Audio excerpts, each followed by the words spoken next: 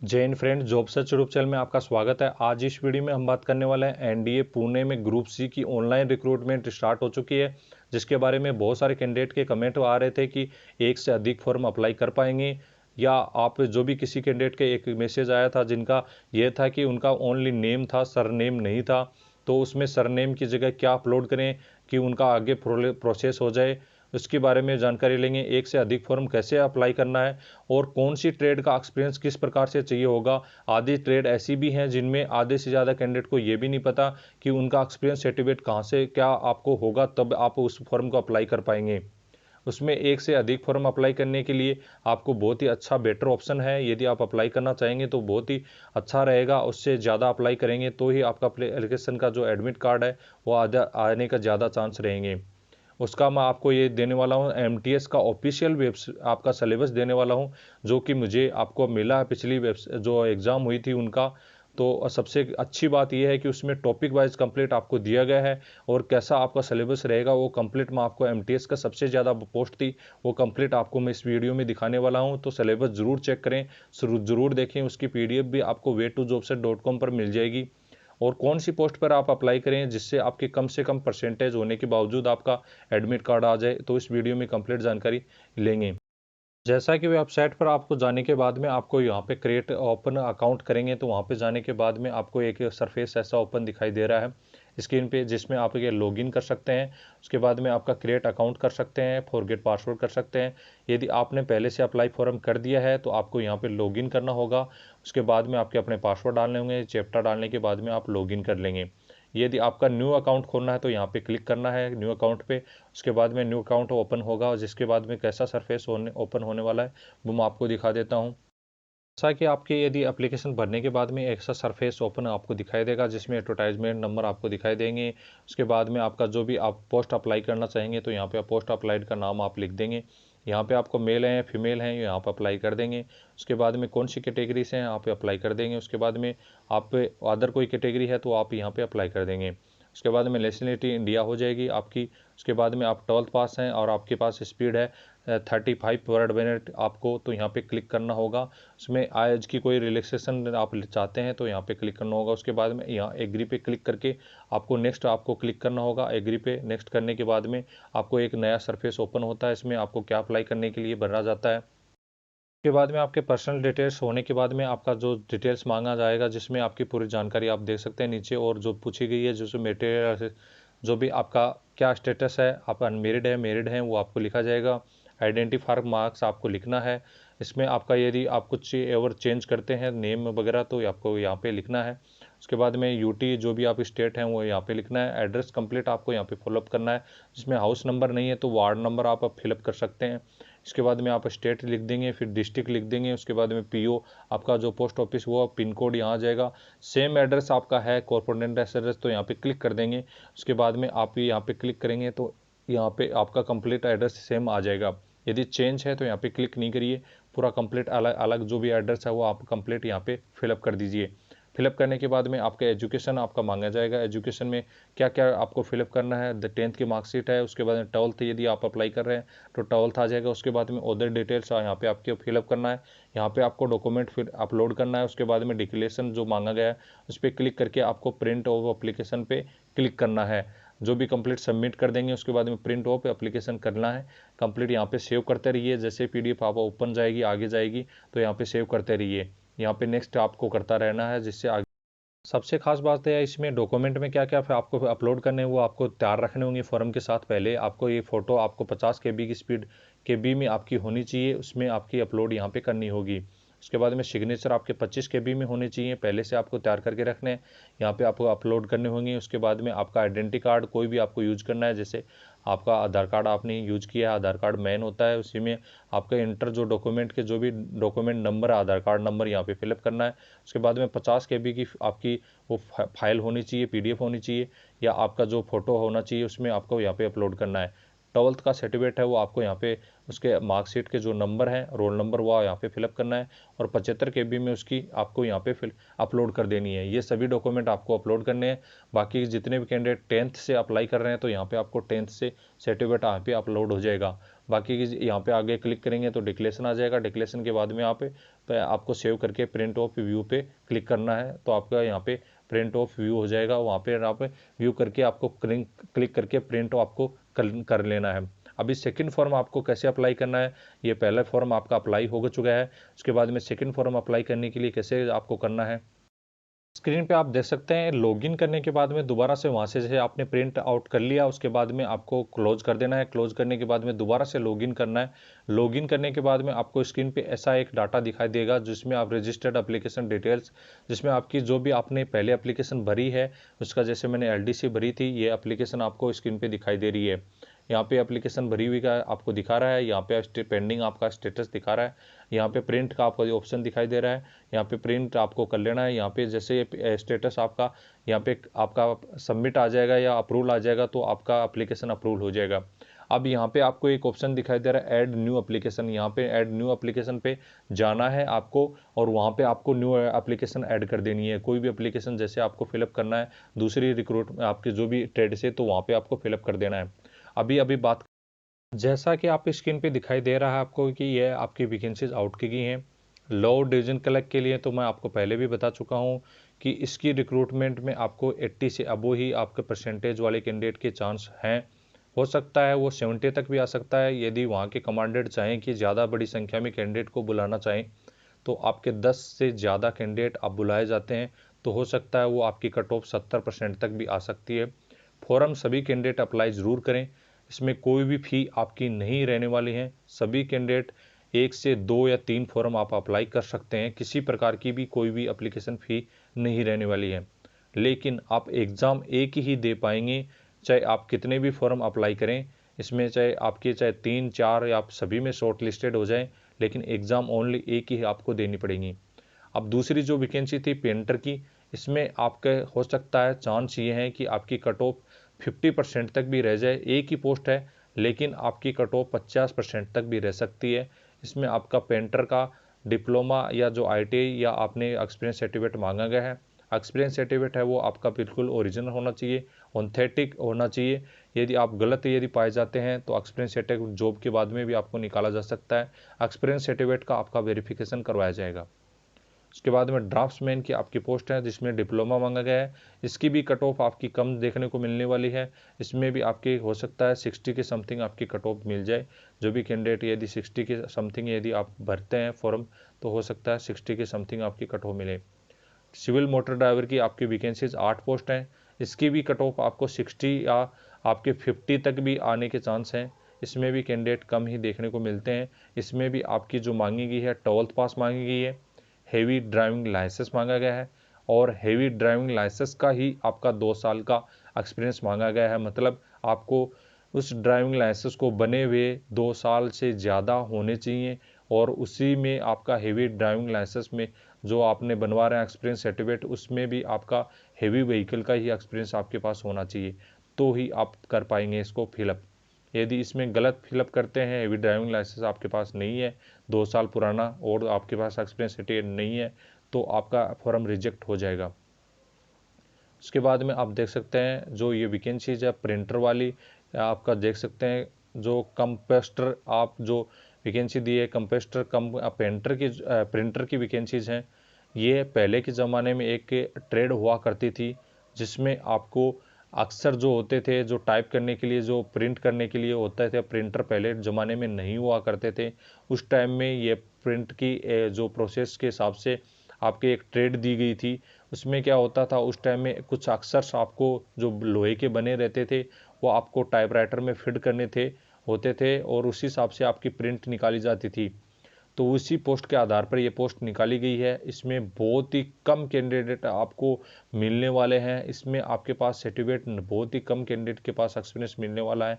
यदि किसी भी आप विभाग से टाइपराइटर जहां बनते हैं और वहाँ आप यदि काम किया है या आप टाइपराइटर जहाँ पे आपके सिखाए जाते हैं, टाइपिंग सिखाई जाती है, या प्रिंटर विभाग जो होते हैं, प्रिंटिंग का जो कंप्लीट काम करते हैं, बड़ी बड़ी मशीनों पे काम होता है, जो प्रिंटिंग प्रेस वाली मशीनें होती हैं वहाँ पे आपने काम किया है, तो आप एक्सपीरियंस सर्टिफिकेट आप लगा सकते हैं। इसमें मेरिट बहुत कम जाएगी। आप कैंडिडेट को मैं बता दूं, यदि कहीं भी प्रिंटिंग प्रेस जहां अखबार वगैरह छपते हैं वहां पे भी इनका प्रिंटर जो सिस्टम रहता है वो रहता है, वहां का यदि आपके पास सर्टिफिकेट है, प्रिंटिंग प्रेस जो भी है होती हैं उनका भी आपके पास यदि कोई भी सर्टिफिकेट है, प्रमाण पत्र, एक्सपीरियंस सर्टिफिकेट, रजिस्टर्ड आपका कोई भी जो विभाग है वो आपका चाहे रजिस्टर होनी चाहिए, जो भी प्रिंटिंग प्रेस है वो आपकी रजिस्टर्ड होनी चाहिए।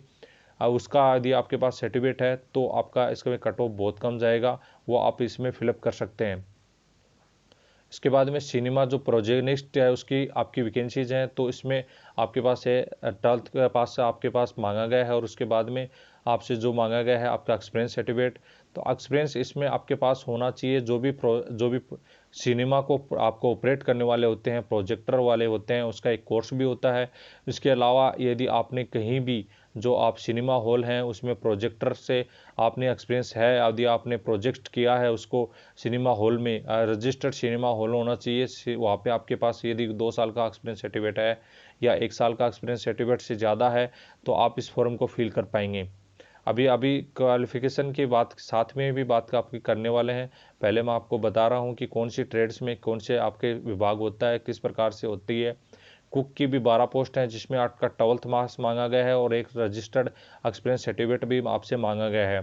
तो वो एक्सपीरियंस सर्टिफिकेट यदि आपके पास है तो आप उसको अप्लाई कर सकते हैं। सर्टिफिकेट आपका रजिस्टर्ड किसी भी ऑर्गेनाइजेशन से होना चाहिए, किसी भी होटल से, रजिस्टर्ड होटल से होना चाहिए। एक्सपीरियंस सर्टिफिकेट आपके सभी के वेरीफाई किए जाएंगे, यदि गलत पाए गए तो सभी को निकाल दिया जाएगा लास्ट में डॉक्यूमेंट वेरिफिकेशन में। फायरमैन में आपके पास 10th मांगी गई है, 10th के साथ आपका फायर सर्टिफिकेट भी मांगा लिया गया है और हेवी ड्राइविंग लाइसेंस भी मांगा गया है। अभी कुछ कैंडिडेट फ़ोन कर रहे थे, मैसेज कर रहे थे, कमेंट कर रहे थे कि क्या आप सर्टिफिकेट कहाँ से बनवाएं 6 महीने का। सर भाई ऐसा होता है कि वो डिप्लोमा होता है, 6 महीने का पास आपके पास नहीं है तो वो सर्टिफिकेट अचानक कहीं नहीं बना सकते, वो उसमें आप फंस जाएंगे। वो सर्टिफिकेट में आप यदि गलत किसी से ले लेंगे तो वेरिफिकेशन के टाइम में आपका वेरिफिकेशन नहीं हो पाएगा और आपको गलत पा के निकाल दिया जाएगा। तो ऐसा काम न करें। उसके बाद में ब्लैक स्मिथ, आप जो ब्लैक स्मिथ होता है, जो बढ़ई बोल सकते हैं उसको, ब्लैक स्मिथ वही होता है जो आप जिसको लोहार बोलते हैं, लोहार आप किस भाषा में समझते होंगे, जिसमें लोहे का जो काम करता है वही ब्लैक स्मिथ होता है। उसके लिए आईटीआई होती है। आईटीआई यदि आपने किया है, यदि आपके पास किसी भी कंपनी का 2 साल का एक्सपीरियंस भी है तो वो भी आप इसमें फिलअप कर पाएंगे। उसके बाद में था टीए बेकर और कॉन्फिडेंसर, जो वैकेंसी थी उसमें टोटल 2 वैकेंसी थी। आधे से ज़्यादा कैंडिडेट को पता नहीं है कि ये ट्रेड क्या होती है, इसका क्या काम होता है। तो आपने कभी बेकरी देखा होगा, बेकरी नाम से तो सुना होगा आपने, बेकरी पे जाके कुछ जैसे टोस्ट वगैरह लेके आना, फास्ट फूड में जैसे आपका ये आप टोस्ट के बाद में जो होता है ब्रेड होता है, ऐसे जैसे आपका रोल होता है, ये चीज़ें आपकी वहाँ पे बनती हैं, बर्गर होता है, ये सभी बड़ा पाव होता है जिसको बोलते हैं, ये चीज़ें फास्ट फूड की आती हैं, वो फास्ट फूड बेकरी पे ही बनता है।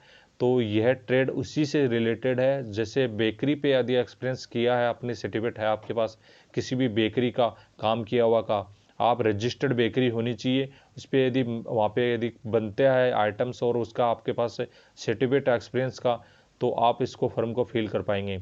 उसके बाद में टेक्निकल असिस्टेंट साइकिल रिपेयर की, उसमें भी आपका एक आईटीआई होना चाहिए या आपके पास 2 साल का एक्सपीरियंस होना चाहिए, 1 साल का एक्सपीरियंस होना चाहिए, जिसमें आपका साइकिल रिपेयर आपके कहीं भी रजिस्टर्ड कोई भी शॉप पे आपने किया है काम साइकिल रिपेयर का, या कंपनी में जो साइकिल की कंपनियां होती हैं उनमें यदि काम किया है तो रजिस्टर्ड यदि होनी चाहिए आपका, उसका वेरिफिकेशन किया जाएगा एक्सपीरियंस सर्टिफिकेट का, तो आप इसमें अप्लाई कर पाएंगे। सबसे ज़्यादा पोस्ट थी 182, जिसमें आपकी एक्सपीरियंस सर्टिफिकेट वगैरह कुछ भी नहीं मांगा गया है। मल्टीटास्किंग स्टाफ की, इसमें आपकी कट ऑफ 70 से ऊपर ही रहने वाली है। जो भी कैंडिडेट इसमें फिलअप करेंगे, बहुत ही बड़ी संख्या में फॉर्म फिलअप होने वाले हैं, ऑनलाइन फिलअप हो रही हैं। और एनडीए की वैकेंसी में कौन नहीं जाना चाहेगा, नेशनल डिफेंस एकेडमी, हर कोई उसकी तरफ भागने की कोशिश कर रहा है कि मुझे ये जॉब मिल जाए, इतनी अच्छी जॉब मुझे मिल जाए। तो ये हर कैंडिडेट इसको फॉर्म को फिल कर रहा है। मैंने वीडियो भी देखे हैं, वो जैसे AK4 टेक्निकल नॉलेज वाले सर हैं, उनका जो व्यूज़ मैं देख रहा हूँ तो उनके व्यूज़ मुझे 52K तक आपके व्यूज़ देखने को मिल रहे हैं। और भी बहुत सारे मेरे जैसे चैनल वाले होंगे जिनके व्यूज़ बहुत ज़्यादा बड़े संख्या में आए हुए हैं। तो आपके फॉर्म बहुत ही बड़ी संख्या में लगने वाले हैं। 10 से 12 लाख तक फॉर्म भी लग सकते हैं इसमें मल्टीटास्किंग स्टाफ के लिए। तो एक बहुत ही बड़ी संख्या हो सकती है इसमें आपके लिए। तो आपके पास कट ऑफ है वो आपकी 75 से 70 से ऊपर ही 100% चांस है। इससे नीचे आने के चांस बिल्कुल भी नहीं है। लेकिन फॉर्म ज़रूर फिल करिए। सभी कैंडिडेट सभी ट्रेड से आप अप्लाई कर सकते हैं यदि पास मैंने आपको बताया है। अभी मैं आपको एजुकेशन क्वालिफिकेशन के बारे में साथ साथ थोड़ा बता देता हूँ कि आपके पास से जो ये क्वालिफिकेशन यदि हैं तो इसमें आप अप्लाई कर पाएंगे और अच्छे से इसका एडमिट कार्ड आने के चांस आपके ज़्यादा रहते हैं। इसमें शॉर्ट लिस्टेड कैंडिडेट मैंने आपको बताया था 10 या 10 से ऊपर आपके रहेंगे। इसमें तो आपका लो डिवीजन क्लर्क है, उसमें तो आपका 12th पास मांगा गया है। ओनली स्किल टेस्ट में आपका टाइपिंग से आप मांगी गई है। सर्टिफिकेट आपका कोई भी कर रहे थे कि क्या इसमें टाइपिंग सर्टिफिकेट मांगा गया है? नहीं, आपका कोई भी सर्टिफिकेट नहीं मांगा गया। 12th पास है और आपकी एज भी 18 से 27 साल जनरल के लिए रखी गई है। SC ST और OBC को अलग अलग नियमानुसार 5 साल और 3 साल छूट मिल जाएगी। ये अच्छा है, सबसे बेस्ट ऑप्शन है। लोअर डिवीजन क्लर्क के लिए, पेंटर के लिए 18 से 25 साल ही रखी गई है। इसमें 12th पास और उसके साथ साथ आपके पास एक्सपीरियंस सर्टिफिकेट होना चाहिए। किसी भी आप रजिस्टर्ड ऑर्गेनाइजेशन से, अंडरटेकिंग कंपनी या रजिस्टर्ड ऑर्गेनाइजेशन, जो पेंटर जहाँ पे पेंटिंग आपने की है और आपसे स्किल टेस्ट भी करवाया जाएगा पेंटिंग का, तो वो भी आपके लिए अवेलेबल होंगे। यदि कहीं से भी आपके पास एक्सपीरियंस सर्टिफिकेट है और वो रजिस्टर्ड होना चाहिए कंपनी से, यदि आपके पास है तो आप ज़रूर फिलअप करिए। इसकी कट ऑफ आपके एडमिट कार्ड आने की कम रहेगी। इसमें आपका जो भी ITI भी यदि आपने किया है और 2 साल का एक्सपीरियंस इसमें भी आपका मांगा है। इसके बाद में ड्राफ्ट्समैन किया तो आपको मैंने बता दिया 12th पास के साथ आपका डिप्लोमा होगा तो आप अप्लाई कर पाएंगे। इसमें भी कट ऑफ आपको कम ही रहेगी। अदर जो भी आपकी MTS वगैरह रहती हैं उससे कम आपको देखने को मिलने वाली है। आपके ड्राइवर में भी आपकी कट ऑफ कम रहेगी। इसमें आपका 12th पास मांगा गया है और हैवी ड्राइविंग लाइसेंस, और हैवी ड्राइविंग लाइसेंस के साथ ही 2 साल का हैवी एक्सपीरियंस भी आपका मांगा गया है, रजिस्टर्ड भी कोई ऑर्गेनाइजेशन से। उसके बाद में आपका जो आपका मैं जैसे प्रिंटर का आपका बता रहा था, ये आपकी ट्रेड बहुत ही कम देखने को मिलने वाले हैं। इसमें तो आप 12th पास और कहीं भी प्रिंटिंग प्रेस वाले से यदि आपके पास कोई भी एक्सपीरियंस सर्टिफिकेट है, रजिस्टर ऑर्गेनाइजेशन प्रिंटिंग प्रेस होनी चाहिए, वहाँ पे आपके पास यदि सर्टिफिकेट है तो आप ज़रूर इस फॉर्म को फिल करिए। आपके लिए बहुत ही अच्छा चांस है। आपके बहुत ही कम कैंडिडेट ऐसे मिलने वाले हैं वहाँ पे।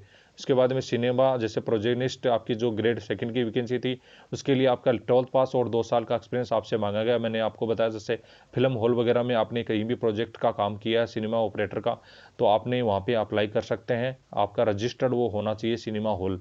कुक में आपका जैसे मैंने बताया था 12th पास हो, उसके साथ 2 ईयर का एक्सपीरियंस मांगा गया है। किसी भी होटल, किसी भी आप जो चाहे आपका चाहे ढाबा हो या चाहे कोई भी हो, रजिस्टर्ड होना चाहिए।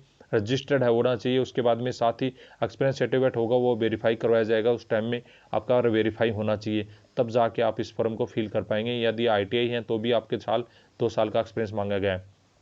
ब्लैक स्मिथ मैंने जैसे आपका बताया था 12th पास हो, उसके साथ 2 साल का एक्सपीरियंस होना चाहिए। लोहार का संबंधित काम, जैसे कहीं भी और कोई कंपनी है आपकी रजिस्टर्ड कंपनी, उसमें आपने यदि काम किया है कोई भी वेल्डिंग का या स्मिथ का आपने कहीं भी काम किया है, ब्लैक स्मिथ का तो बड़े जो बोलते हैं उसका लोहार का काम, जैसे आपको कोई भी लोहे का काम आपने किया है, स्टील स्मिथ या जो भी कैंडिडेट है ITI वगैरह किया है 2 साल का, तो वो भी इसमें आप अवेलेबल होंगे।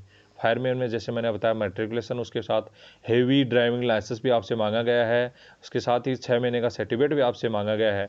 तो ये तीनों चीज़ें एक साथ होना बहुत कम कैंडिडेट के पास होगा। तो आपकी कट ऑफ जो मेरिट है इसकी आपके एडमिट कार्ड आने की आपकी है, ये तो आपके लिए बहुत ही अच्छा चांस है। उसके बाद में नेक्स्ट आपकी जो वैकेंसीज हैं टेक्निकल अटेंडेंट बेकर की, इसके लिए मैंने जैसे आपको बताया था, आपका इसमें मांगा गया था कोई भी ITI या मैट्रिकुलेशन, उसके साथ 1 ईयर का एक्सपीरियंस आपके पास बेकर का आपका पास होना चाहिए, बेकर एंड कन्फेक्शनरी का। तो आपको मैंने जैसे बताया था कि आपको स्क्रीन पे एक बार दिखा देता हूँ एक फ़ोटो, जिसमें आपको जो बेकर जो होते हैं वो कैसे आपको बेकरी काम करते हैं, उस पर कैसे आपका वहाँ से बनता है बेकरी से आइटम, वहाँ पे बेकरी का जो होता है मशीनें वगैरह होती हैं उनको ऑपरेट करना आपको होना चाहिए, कैसे बनाना होता है, कि क्या क्या आइटम लगते हैं, वो सभी आपका ज्ञान होना चाहिए। तो ये इस फॉर्म को आपको फिलअप करना है। उसका एक्सपीरियंस आपके पास सर्टिफिकेट है तो आप ज़रूर फिलअप कर पाएंगे। टेक्निकल अटेंडेंट साइकिल रिपेयर की आपकी जो है पोस्ट है, उसमें मैंने जैसे बताया था ITA होना चाहिए, मैट्रिकुलेशन। उसके साथ ही आपका 1 साल का एक्सपीरियंस आपसे मांगा गया है, जो भी साइकिल रिपेयर में कहीं भी रजिस्टर्ड ऑर्गेनाइजेशन से। मल्टीटास्किंग स्टाफ में कुछ भी आपका नहीं मांगा गया, सब कुछ आपका नॉर्मल है। आपका सिलेबस जैसे मैंने बताया था कि आपका सिलेबस में आपको दिया गया था, सिलेबस आपका इसमें नीचे कंप्लीट नहीं दिया गया था, जिसमें आपका कंप्लीट सिलेबस के बारे में मैं आपको थोड़ा बता दूंगा, जिसमें मुझे MTS के बारे में जो एक PDF मिल चुकी है, पिछले जो सिलेबस था उसमें क्या क्या आया था उसका पूरा कंप्लीट डाटा मुझे मिल चुका है। ये मैं आपको दिखा देता हूँ, जिसमें आपका दिया गया था कि इसमें जो दिया गया था कि आपका जो भी जनरल इंटेलिजेंस रहेगा, रीजनिंग रहेगा, और जो न्यूमेरिकल रहेंगे, और जो आपका इससे संबंधित जो भी साइंस वगैरह है, जनरल आंसर्स वगैरह, और 10th और 12th के लेवल के आपके रहेंगे। तो इसमें क्या स्टैंडर्ड आपका रहने वाला है, क्या टॉपिक पे आपके सबसे ज़्यादा क्वेश्चन पूछे जाएंगे, वो आपको मैं दिखाने वाला हूँ जल्दी इसी वीडियो में। स्क्रीन पे आप देख सकते हैं ये MTS का सिलेबस है, ये आपको कहीं भी नहीं मिलने वाला है। मैंने कहीं से भी आपका एक आप कोई मान सकते हैं। स्क्रीन पे आपको ये सिलेबस देख सकते हैं, जो कि MTS का आपका सिलेबस है, ऑफिशियल आपका सिलेबस है। ये आपको कहीं भी नहीं मिलने वाला है ये चीज़। आप कहीं भी आप जाके देख लेंगे, कहीं भी आप ढूंढ लेंगे, तो ये कहीं भी आपको नहीं मिलने वाला है। ये पिछली जो एग्ज़ाम हुई थी 2017 के अनुसार मैंने आपका सिलेबस लिया है, और कहीं से मुझे मिला है ये सिलेबस। उनको बहुत बहुत धन्यवाद जिन्होंने भी प्रोवाइड करवाया है मुझे सिलेबस, तो उनके लिए धन्यवाद। आपका जनरल आंसर्स इसमें आप देख सकते हैं, इनके बारे में ज़्यादा क्वेश्चंस आपके पूछे जाएंगे। ये आपको पूरा कंप्लीट टॉपिक इसमें दिए गए हैं, ये आप कंप्लीट जाके देख सकते हैं, इनके बारे में आपके क्वेश्चन पूछे जाएंगे। उसके बाद में जो जनरल इंटेलिजेंस और रीजनिंग आपकी है, उनके बारे में भी क्वेश्चन पूछे जाएंगे, ये आपको कंप्लीट दी गई हैं। ये 10th लेवल का आपका सिलेबस है, कंप्लीट इसमें 10th लेवल का ये सब कुछ रहने वाला है। इसके बाद में आपके न्यूमेरिकल में आप देख सकते हैं, न्यूमेरिकल में आपके जो भी पूछे जाएंगे, जिसमें loss, profit, discount, use table, maintain, आपका जो भी आपका रेटियो, LCM, HCF, टाइम और वर्क, ये सभी के बारे में आपके क्वेश्चन पूछे जाएंगे। उसके बाद में जो दिया गया था कि 10th और 12th का जो स्टैंडर्ड था अलग अलग, जैसे 12th का आपका जो LDC के लिए या ड्राइवर के लिए सभी के लिए था, तो उसका आपको जैसे देख सकते हैं कि 10th स्टैंडर्ड में आपके क्वेश्चन कैसे पूछे जाएंगे, उसके भी आपका अलग से एक पैटर्न रखा गया था, जिसमें दिया गया था कि ये चीज़ें आपको पूछी जाएंगी, जिसमें आप देख सकते हैं ये सभी चीज़ें आपको पूछी जाएंगी। न्यूमेरिकल सिस्टम है, चाहे आपका इंडिया के जोग्राफी है, वर्ल्ड की जोग्राफी है, जो भी आपके जो दिए गए हैं एंटोनियम्स एंटोनियम्स इंग्लिश में, ये सभी आपके जो 10th का लेवल का जो 10th बेसिक होता है, जो भी आपकी विलिंगनेस, योगा, क्लाइमेट पे, सोयल, नेचुरल, हार्ट्स, अर्थ, लाइफ, इनके बेसिक कंप्यूटर के साइंस के क्वेश्चन, साइंस से संबंधित क्वेश्चन से, और बेसिक कंप्यूटर के क्वेश्चंस, ये सभी क्वेश्चंस के बारे में आपका जो भी 10th में आपको पढ़ाया जाता है, 10th लेवल की आपने जो भी आपकी बुक पढ़ी होंगी उसमें क्या क्या चीज़ें आपकी आती हैं, उनका सभी का टॉपिक इसमें दिया गया है। उनसे भी आपके रिलेटेड क्वेश्चंस आपके रहने वाले हैं, जो कि आपकी कंप्लीट उसमें पॉइंट दिए गए हैं सभी। इन्हीं पॉइंट पे सब कुछ आपका आने वाला है। ये पॉइंट आपको कहीं भी नहीं मिलने वाले हैं, कहीं भी आप ढूंढ लेंगे तो भी नहीं मिलेगा।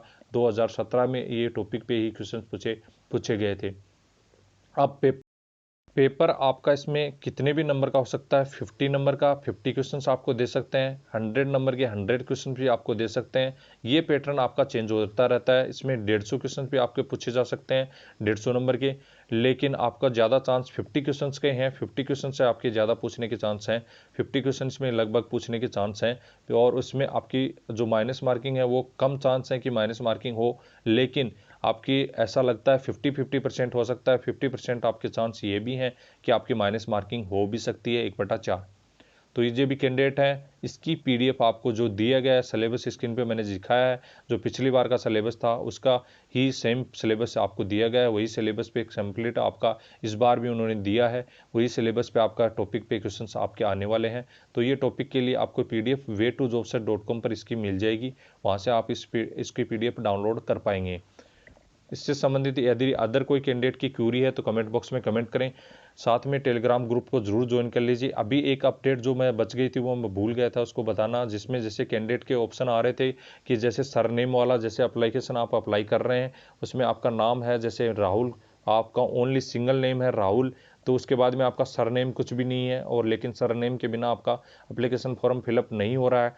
तो इसमें एक नियम होता है, इसकी वजह से कि यदि आपका नाम सरनेम नहीं है और आपने आगे सरनेम के बिना आपका एप्लीकेशन फॉर्म अप्लाई नहीं हो रहा है, तो यहाँ पे भी आपको राहुल लिखना है और यहाँ पे भी आपको राहुल लिखना है। दोनों जगह आप राहुल लिख दीजिए, कोई भी गलत नहीं मानेगा।